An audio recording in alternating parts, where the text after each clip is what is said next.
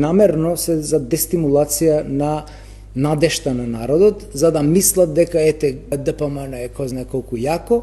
Да, они се во суштина јаки, меѓутоа тие гласови се клиентелистички гласови. Значи они имаат фиксно 300-350 илјади администрација, пензионери и со тој кампус тие владеат.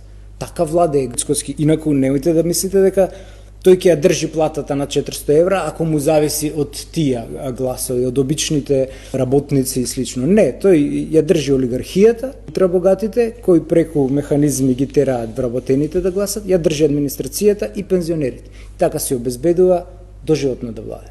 Но мислам дека не е тоа целта на Мицкоски, целта негов идол е Бранко Црвенковски и целта е да го следи неговиот пример. А што е неговиот пример? Неговиот пример е после премиерскиот мандат да оди за председател на државата. Значи ќе извиси Гордана Силјановска за втор мандат, ќе оди Мицика како председател на државата и со тоа ќе се обезбеди доживотна пензија, бидејќи Мицкоски е политичар на статус квото. Тој нема никаква буквално државничка визија за наредни 5, 10, 15 години.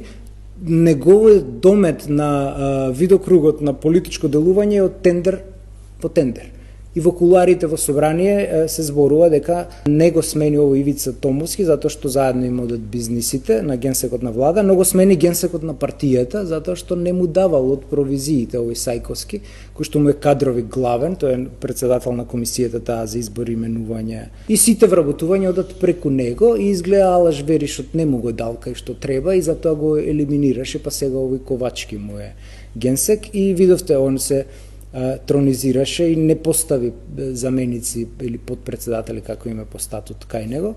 Мислам дека целта негова е тоа, значи една лежерна политичка кариера со нафатирање за 3-4 поколенија унапред, би толку е дометот на нашите политичари, е толку, затоа ни се разводнува државата.